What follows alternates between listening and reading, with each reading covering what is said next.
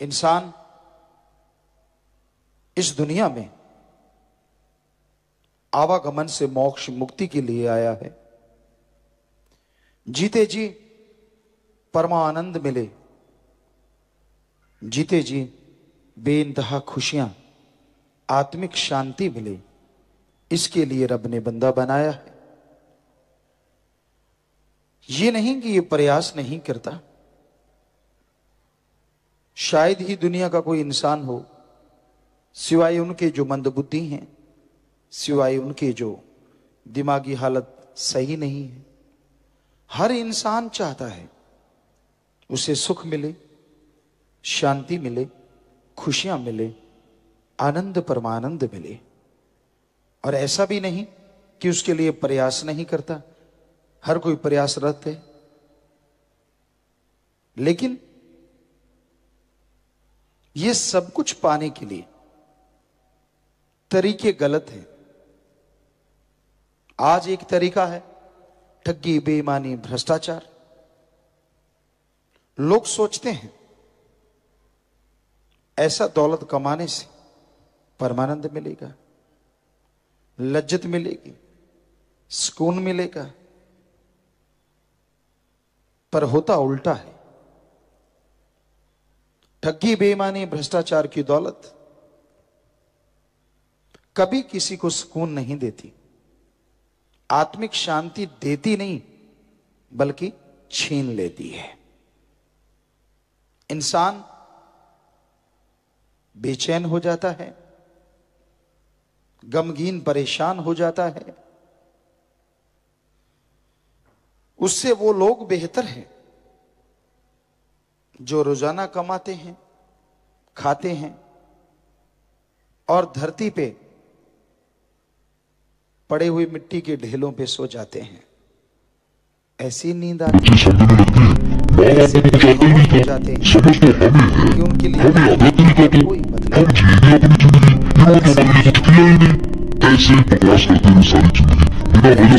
जब इंसान होता है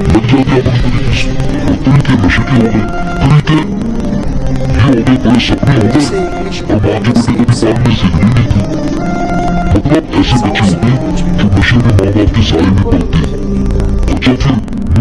चाहे वो 4 घंटे की, वो अपने आप शरीर की रिपेयर के लिए बहुत बड़ा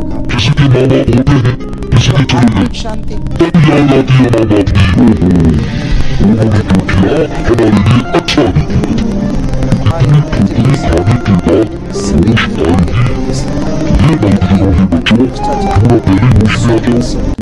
गलत रास्ता है। इसी से जुड़ा हुआ किसी का हक मार के खाना, दूसरे से रोटी का निवाला छीन के अपने मुंह में डालना, इससे भी किसी को कोई सुख शांति नहीं मिल सकती। फिर एक और रास्ता है, लोग अपनी वाहवाही के लिए, मान बढ़ाई के लिए, बड़ा साबित करने के लिए अपने पीछे लोगों को लगा लेते हैं। उसके लिए वो जुल्म और सितम करते हैं, पता नहीं कौन कौन से पाप गुनाह करते हैं। ये अलग बात है, वो किसी के सामने तो नहीं आते, पर भगवान अल्लाह वाहिगुरु से कोई छुपा नहीं सकता। ऐसे लोगों का भी हशर एक दिन बुरा होता है। ये रास्ता भी आत्मिक शांति, सुकून, चैन लेने के लिए बिल्कुल गलत है। आप ये देखते होंगे एक और रास्ता है, अपनी भावनाओं को काबू में ना रख पाना, जिसकी वजह से इंसान एड्स, काला पीलिया, कई तरह की भयानक बीमारियों से ग्रस्त हो जाते हैं।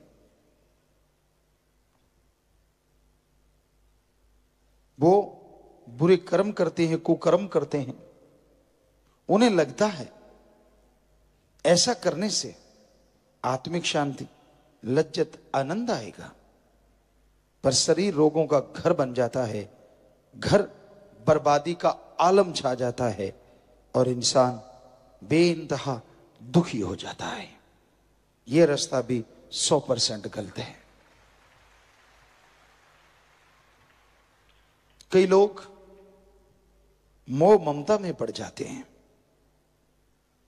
अपने लिए, औलाद के लिए सब कुछ करना है, उसके सिवाय कोई नजर नहीं आता। उनके लिए ठगी, बेईमानी, बुरे कर्म करना। इस पे एक बात ख्याल में आई। पुराने समय में, बहुत पहले, एक आदमी था, कोई भी राहगीर आता था उसे वो लूट लेता था। हट्टा कट्टा मजबूत था। उस मार्ग पे एक दिन संत आए, उसने संतों को भी रोक लिया। आपके पास जो सामान है मुझे दे दीजिए। जंगल में घुमक्कड़ वो फकीर मुस्कुराए, कहने लगे, भाई हमारे पास तो ये पानी पीने वाला कमंडल सिप्पी है और कुछ भी नहीं है। कंदमूल हम खाते रहते हैं। कहने लगा, नहीं आप छुपाते हो। गुस्से में लठ निकाल लिए। कहता, रखते हो कि दूं लठ? आम आदमी और फकीर का यही अंतर होता है। उस संत को, उन फकीर को उस पे तरस आ गया।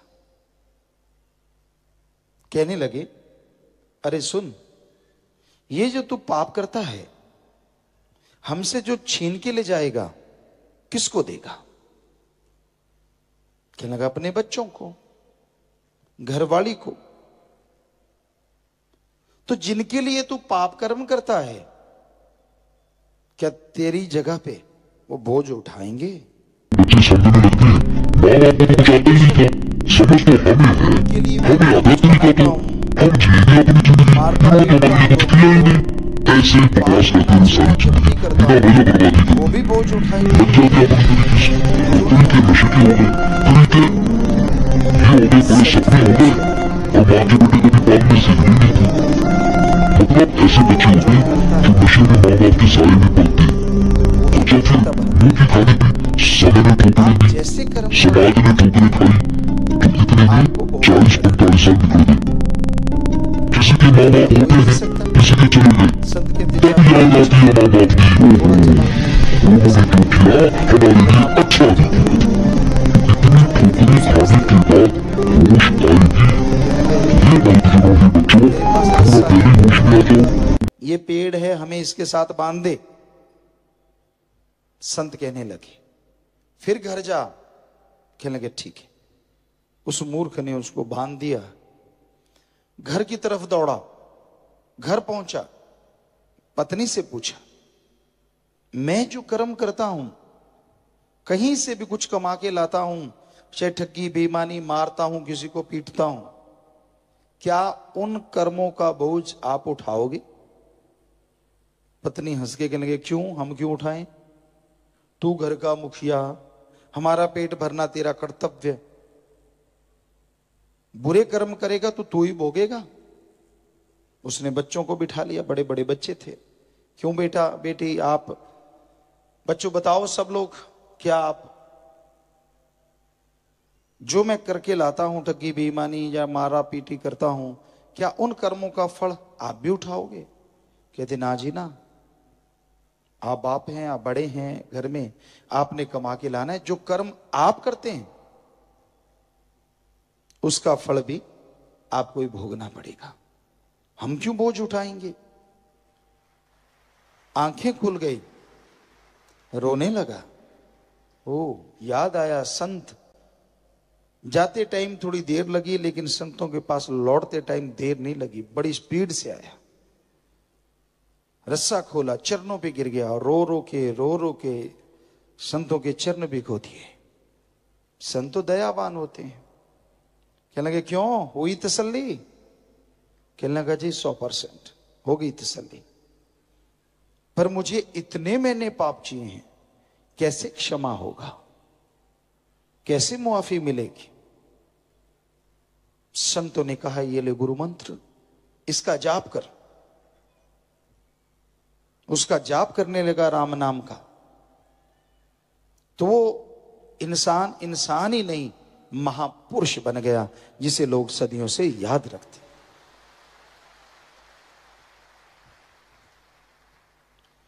तो कहने का मतलब, मोह ममता, ठगी बेईमानी, भ्रष्टाचार, काम क्रोध, विषय विकार, ये सारे रास्ते गलत। फिर आदमी सोचता है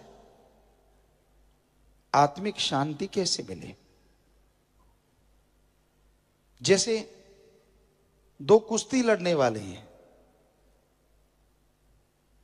तो वो सोचता है दूसरे पे विजय कैसे मिले। दो ही तरीके हैं, एक तो बॉडी में पावर, दूसरा टेक्निक। टेक्निकली आना चाहिए और पावर होनी चाहिए। उसी तरह आत्मिक शांति के लिए एक तो राम का नाम, और दूसरा कैसे जाप करना है, कैसे भक्ति करनी है, कैसे सेवा करनी है, वो टेक्निक आनी चाहिए।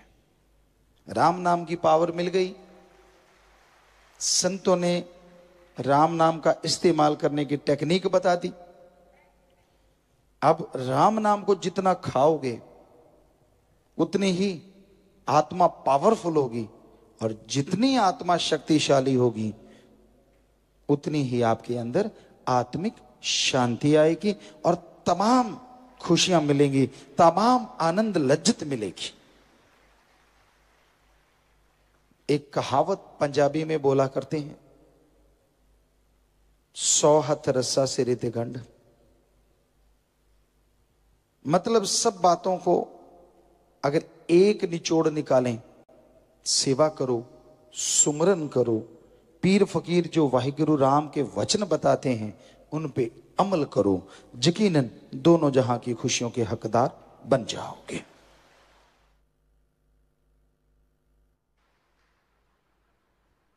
धन धन सतगुरु तेरा ही आसरा। मालिक की प्यारी साध संगत जी, पूजनीय सतगुरु जी के पवित्र चरण कमलों में अपने ध्यान को एकाग्र करते हुए सभी ने सुमन करना है जी। जिन्होंने डेरा सच्चा सौदा से नाम गुरु मंत्र नहीं लिया है, वो सर्वधर्म का जो साझा नारा है, धन धन सतगुरु तेरी आसरा, इसका जाप कर सकते हैं। परंतु इससे पहले प्यारे सतगुरु जी के पवित्र चरण कमलों में ये अरदास सभी ने प्रार्थना मिलकर बोलनी है जी। धन धन सतगुरु तेरा ही आसरा। हे परम पिता सतगुरु परमात्मा, आप हमारे गुरु